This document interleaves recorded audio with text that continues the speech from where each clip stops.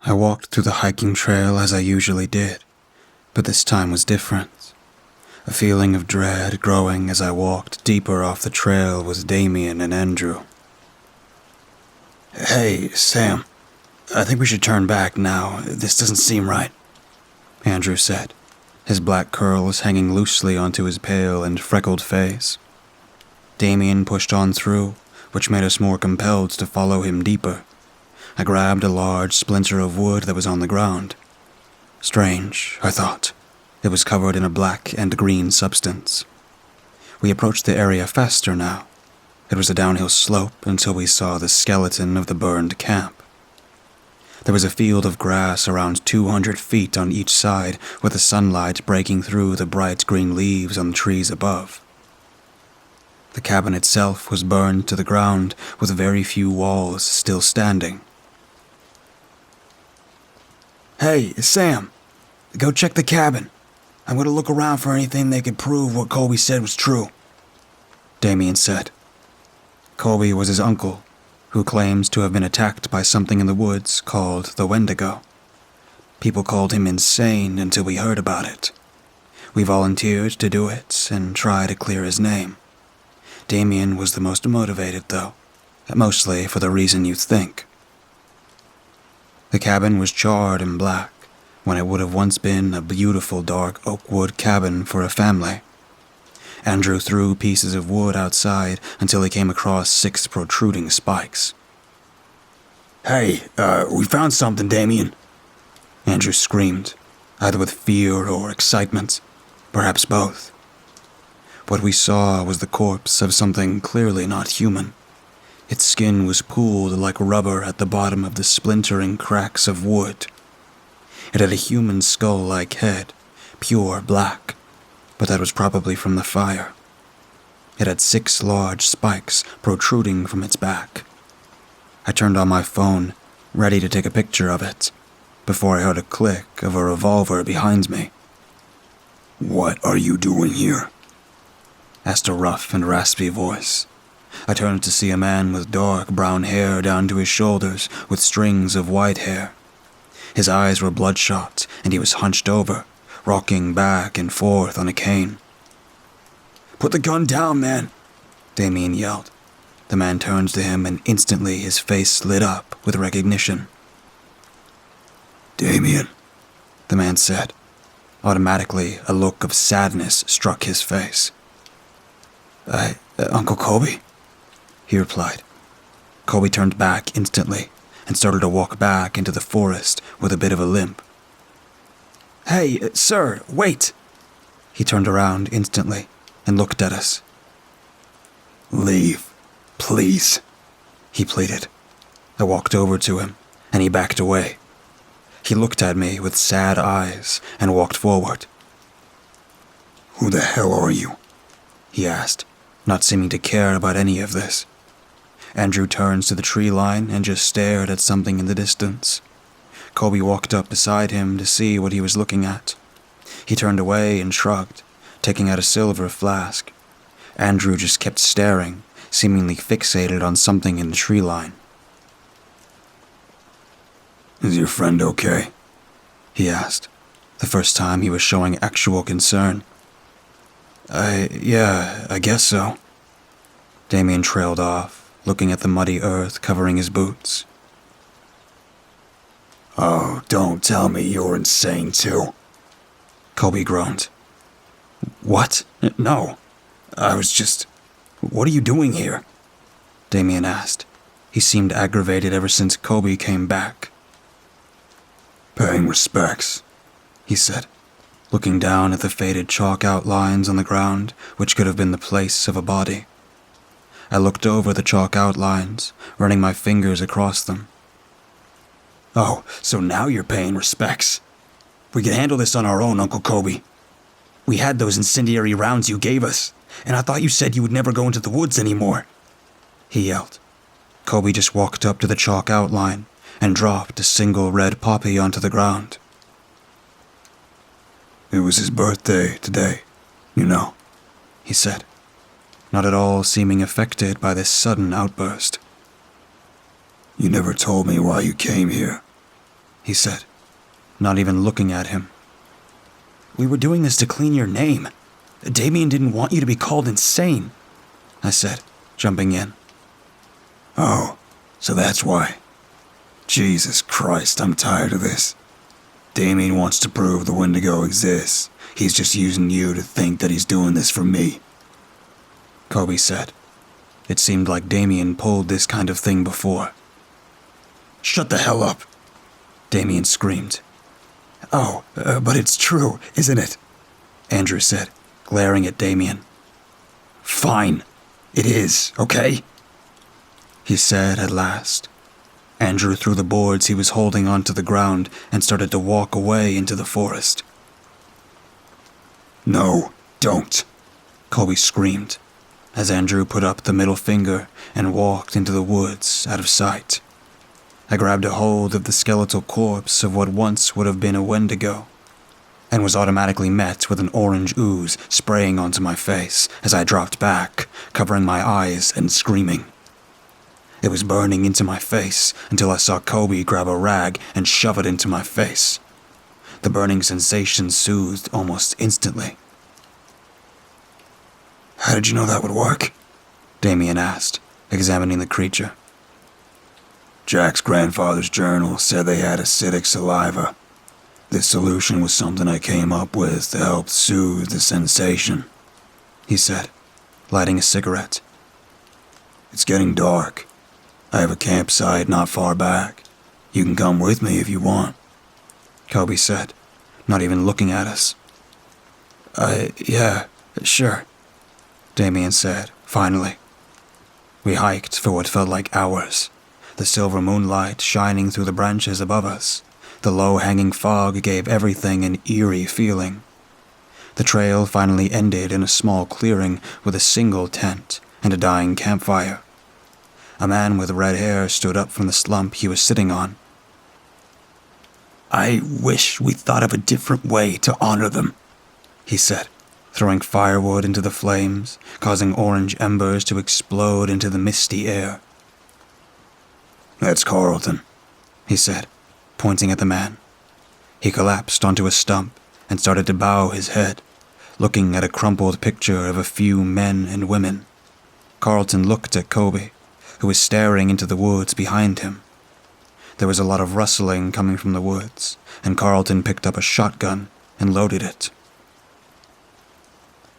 A massive flock of birds burst out of the woods, knocking Carlton off balance and shooting off the shotgun in the process.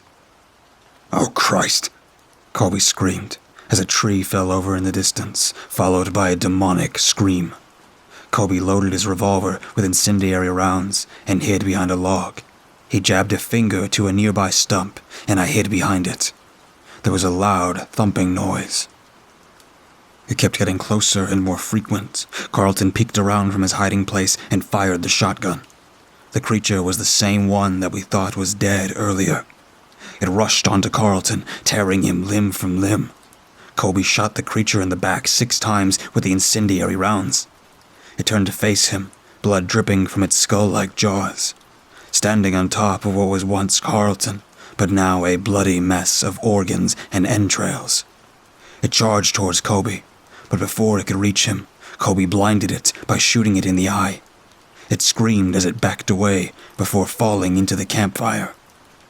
It grunted in pain as it was swiftly executed by another man with a short beard. He hacked away at its neck with an axe until it stopped moving completely. I told you we shouldn't have come back here, he yelled with a broken voice. Colby just sat beside Carlton and cried in despair. Jack, we gotta get out of here, he said at last. Shouldn't be a problem, Jack said, sitting next to the bloody mass. I could have saved him, Colby said, sobbing quietly. Jack stomped onto the campfire, extinguishing it. I grabbed a hold of the revolver and started a hike with Jack, Damien, and Colby. We hiked into a clearing with 2 cars sitting plain in the middle of the muddy field, moonlight shining down onto the windshields of the car. I walked up to the brown caravan that Jack walked up to. He unlocked the car, and we got inside. He looked at me, tears welling in his eyes. "I told you we shouldn't have come here," he said, at last. "What will happen to Carlton?" I asked at last. He turned again to look at me. "We have to tell them that he was mutilated by a bear. We signed an agreement to never talk about what was in that woods. But it's clear that Colby did not follow through with that order. He was deemed insane and was sent to a mental hospital for 6 months. He's never been the same," he said, lighting a cigar and blowing the smoke out of the car. There was a rustling in the bushes. Colby turned around with his gun, aiming it blindly into the bushes. It was just Andrew. He seemed frantic, claiming he saw something in the woods. Myself and the others decided to just tell him. "We need to get out of here, now," he yelled. Colby walked behind him into the blue truck. It's been 2 weeks since then. I still see Carlton being ripped to shreds, but I think I'll recover with time, if I have time. I think I'm turning into a monster. I look into the mirror every morning, and my eyes are bloodshot.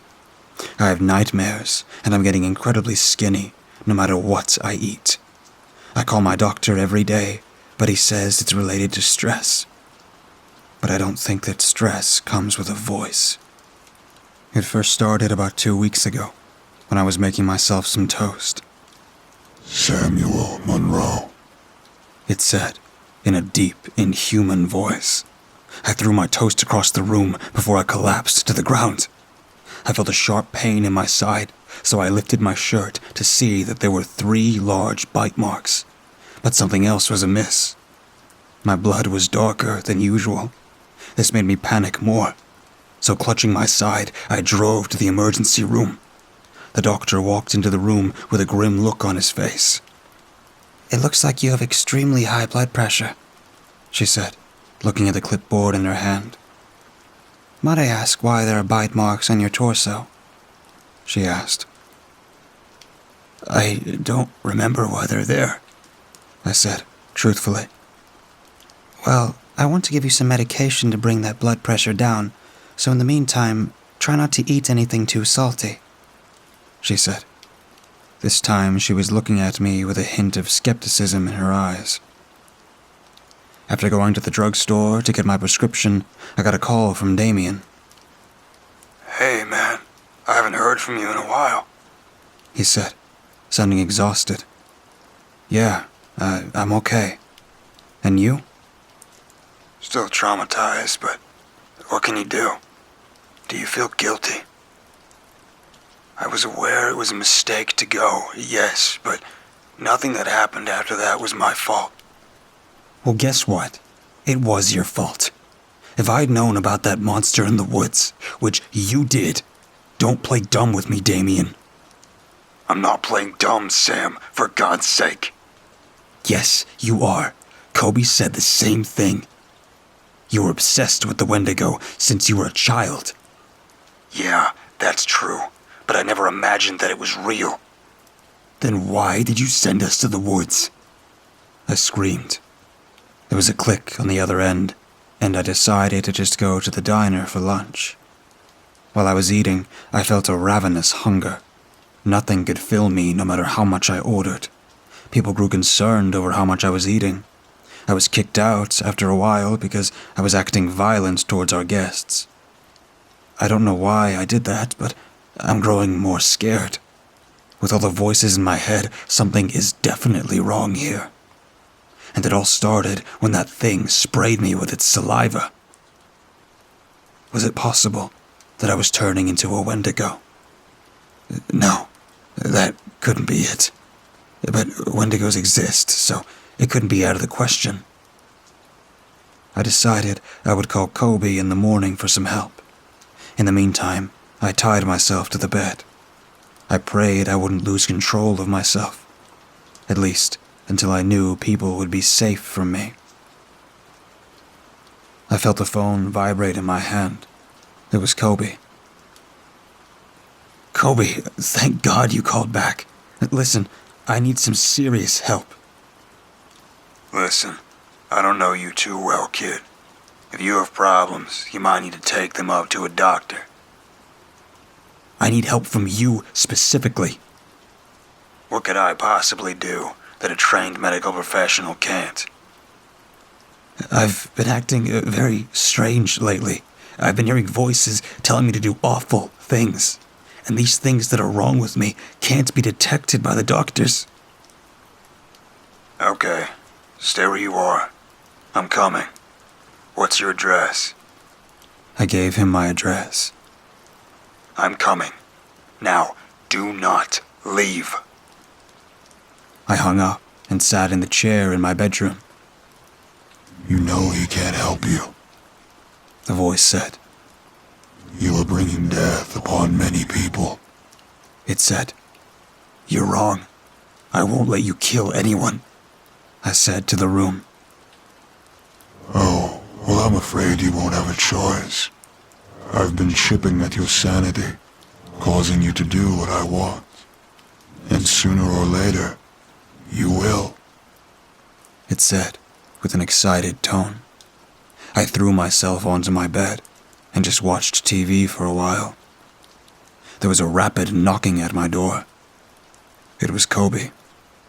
I unlocked the door. He looked at me with a grim expression. I gestured him in, and he sat on the living room sofa. He looked at the polished black TV screen, just staring. He exhaled sharply and looked at me. Did you hurt anyone? He asked. No, at least not yet. Good. Listen, this is going to be hard to hear, but I'm going to put it plain and simple. The only way to get that thing out of your head is to, He was lost for words. I read for a while and found nothing about this. I need to, or you need to kill yourself. What? I screamed. He got up and put his hand on my shoulder. I know it's hard, but you need to think about the greater good here, he said in a gentle tone. He exhaled again, turning his back to me. He lit a cigarette and gestured to the door. This is not you, Samuel, he said, taking out a revolver. He gestured to the car. We rode in silence for what felt like an hour until we finally reached the plains. Get out here, he said, a strange coldness in his voice. I walked into the golden yellow wheat field, him following close behind. He pointed with his revolver towards a hole in the middle of the field. I couldn't save the others, but I can save them, he said. I looked at him, and all of a sudden I got a splitting headache again. You will not let him do this to you. I know it, the voice said. I looked to the warm sky as I kneeled down to let Colby shoot me. Fine, I'll do it myself, the voice said excitedly. I felt an indescribable amount of rage. I jumped up, grabbing Colby by the arm and ripping it completely off. He screamed in agony as I smiled in satisfaction. Please don't do this. I can help you, he pleaded, lying in a pool of his own blood. The feeling was riveting, him begging for mercy while I knew it had no effect. I looked at him. He was writhing in pain on the ground. He started to try and crawl to his arm. I slammed my foot hard down onto his back, causing a loud cracking noise. He screamed again, this time louder. Why was he so stupid to take me out here? I smiled again. He looked up in terror. I can't move my legs, he screamed again, but this time it was muffled as I placed my hand over his mouth. Tears started to well in his eyes. I shoved my hand into his throat, and the screaming was down to just a small, whining noise. I grabbed what I could grasp in his throat and pulled all the contents out. He was dead in a matter of seconds. His blue eyes, once full of life, stared into the sky, lifelessly. The feeling of taking his life was riveting. So now, I had a new question. Who was next? I slammed against the door to Jack's apartment, begging him to let me in. What did I just do? Why did I do it? I had these questions that I knew he would have to answer to. Please, let me in, I yelled, falling to my knees as the voice in my head mocked me. You need to know something, Samuel. The voice said cheerfully.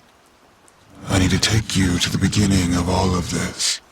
In the woods with Jack 30 years ago. The voice said again. Automatically, I was transported to a dense forest in autumn. I looked around and saw two men laughing with a 12-year-old boy running along with them. What is this? I asked. Jack, his father, and grandfather. Why are you showing me this? Hold on.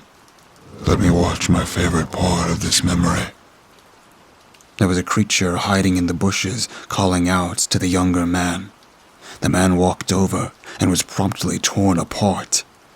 The older man told the kid to run while he loaded an incendiary bullet into his rifle and shot the creature in the arm, causing it to scream in pain. It grabbed him by the throat and threw him into a tree. It walked towards him and smiled, saying, A deal's a deal, Philip. It put its hands on his chest, and he slowly started to deform, eventually turning into the creature that killed Carlton. What the hell is happening? I screamed at the forest. I realized how powerful the wendigo was, and I decided I would want to try and harness that power for myself.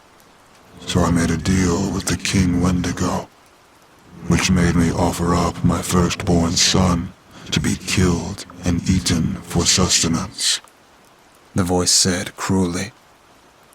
I looked at where the old man once was. The other wendigo was dragging a mutilated corpse from underneath a rock and gave it the illusion of being an old man. You monster! That was your son! I yelled at it again, tears welling into my eyes. I looked into a small rain puddle at my feet and noticed one of my eyes looked like that of a viper's. I curled up into a ball and sobbed. We have much to do now, Samuel, it said, as I woke up back in my own bed, covered in blood. I noticed that my fingers appeared longer than before. I looked into the mirror and saw that my head was almost completely without hair. My teeth were becoming crooked and jagged. I had 6 short bones protruding from my back. I went to my closet, pulled out a shotgun, and shot myself in the face.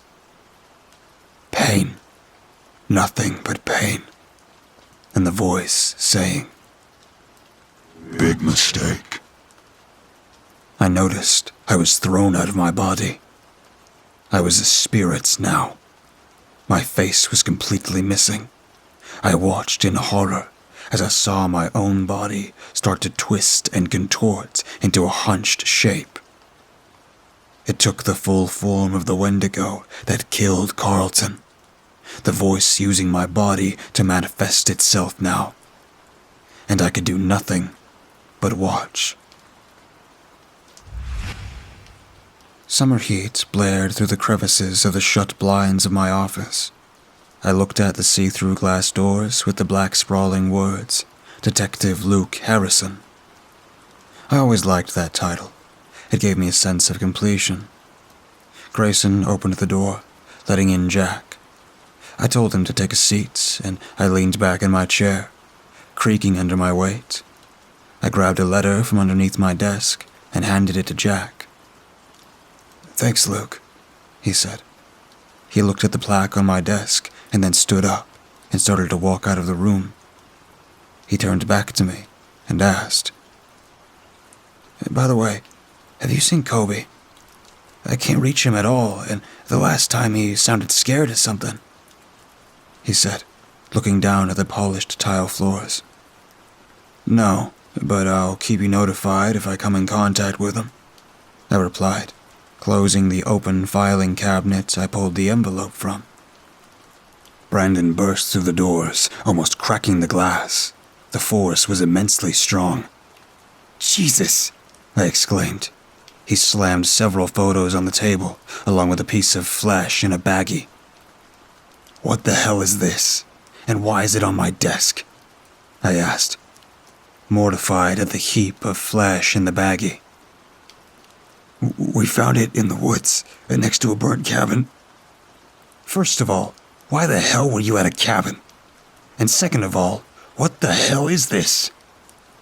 That's the thing. We already went to the specialist, and he said it's nothing he saw before. It's like it melted off something's bones. Do you know how crazy you sound? Yeah, but this isn't an animal, and it isn't human, so that must make you wonder what the hell it is, Brandon said, grabbing some more pictures from his pocket and spreading them across my desk. The pictures revealed a hunched dark figure next to a white figure with massive antlers on its head. The pictures were dated back to 1976. I laughed when I looked at them. This piece of flesh matches up with the white one right there. We know this because the skin at the top of the flesh is pure white. Scanning shows that it's not relatable to any other kind of animal recorded in that forest. It's most definitely that ugly creature right here, he said, smiling. I looked at him with a glint of curiosity in my eye. If this were the wendigo of some sort, which I highly doubt, then the world would go ballistic. I decided we would investigate this outside of the law to prevent mass panic. I nodded to Brandon. Get Ricky to come with us. He's the expert on this supernatural stuff, I said to him. He nodded, then collected the baggie and put it in a green plastic thermos with a purple triceratops on the front of it. Sorry, I had to use my son's thermos to get this past the front door. All right, just meet me at Emerald Lake at 10 p.m. sharp, you hear me? He nodded, then walked out of the room. I looked over the photos on the desk. They were all labeled with specific dates and times over the 70s and late 80s. They were all taken around the area around the lake, so I thought this would be a place to find out for once and for all, to prove the myth was real. We couldn't tell anybody else, but in reality, it would really only matter to me to know that these monsters are real, and I might be able to make up something to keep people away from the lake. Grayson ran into the room, sounding out of breath. They found a body in the grain fields, he said, gesturing to the outskirts of the town. When we arrived, the sun was setting over the yellow grain fields. The police were scattered around, shattering the illusion of serenity. I walked through the waist-high grain to an area spattered in blood. There were copious amounts of blood on almost every grain. I walked over to the victim, his blood soaked into my boots. I kneeled beside him to get a better profile, my knees growing cold from the blood. His throat was missing. He was missing an arm, which one of the officers pointed to a heap of smaller bones and blood over about 12 feet from the body, so that must have been it. I almost threw up, and that says a lot about me. I saw so much in my 15-year career, and nothing matches up to this. I saw someone get hit by a train once, for God's sake. I finished getting my profile on him as the moon was beginning to rise and take the sun's place among the pink sky. I logged in my journal that his name was Colby Theriault. I got a text from Brandon saying that he would be running about 20 minutes late to the meeting at the lake. He said it was because Ricky was going out of town to get some materials for investigating. I sighed, then texted back, okay, before driving back to the station. A large, black, hunched creature ran in front of my car. I slammed the brakes as hard as I could. I looked at the creature, and it looked at me. I was purely terrified at this moment. It grinned at me, with that skull-like head, as it slobbered back in orange glowing saliva, which caused the ground to smoke up underneath it. It had 6 large spikes shooting out of its back, with 2 red glowing eyes like rubies. It circled my car now. Screw this, I thought, and sped off back to town. I ran back into my house and slammed the door shut behind me, panicked. I sat on the couch and tried to dial Ricky, but my hands were shaking too much to press his name. I sighed and turned on the TV to try and calm my nerves. It was just a deformed bear, I thought, doubtfully. Something I knew I had to do was go to meet Brandon and Ricky at the lake. I had to know, once and for all, if what I saw was just some mutated bear or some kind of variant of wendigo. I walked up to the fridge and pulled out a can of beer. I know that people say I have a drinking problem, and I acknowledge it, but in reality, I secretly love it. I chugged it down and laid back in my living room recliner, next to several empty bottles of whiskey and crushed beer cans. Ever since Lucy left me, I was never able to recover emotionally. I guess either way this night turns out, I don't care. I looked towards my trench coat that was sitting on a heap of dirty laundry. I went over, sniffed it, and then put it on. I took a cigarette and lit it over the food-crusted sink. I got a notification from my phone, 9:45 p.m. It was time to head out to meet the other guys. I took my pistol from the metal case on the counter and took 2 extra clips. I grabbed a large can of bear mace as well, along with a taser. I went to the door, then looked back at the mess of my house, closed my eyes, then left for the parking lot. I looked at the silver moon shining over the houses sprinkled across the countryside as I drove to the lake. I looked at my phone to see that I got another text from Brandon saying that Ricky got his equipment from his guy and that they were 15 minutes away. I was 20, but I thought they could have waited for another 5 minutes for the guy he tried to convince to get him to join him in his search. I looked at the gravel pathway that led to another pickup truck caked in dust. I saw Brandon and Ricky looking at me from the tree line. They waved to me as they started unloading large amounts of equipment from the back. They unloaded a large tripod and a cattle prod, and Ricky handed it to Brandon. He handed me a flash beacon and a fire starter. He himself grabbed 3 large tents and carried them under his arms. Ricky also grabbed a massive steel case and handed it to me. I followed behind Brandon as we walked deep into the surrounding forest. The lake was still as we walked to the rocky shore to set up the tents, while Ricky set up the camera equipment and I unlocked the metal case, which contained 3 flare guns and a large sniper rifle.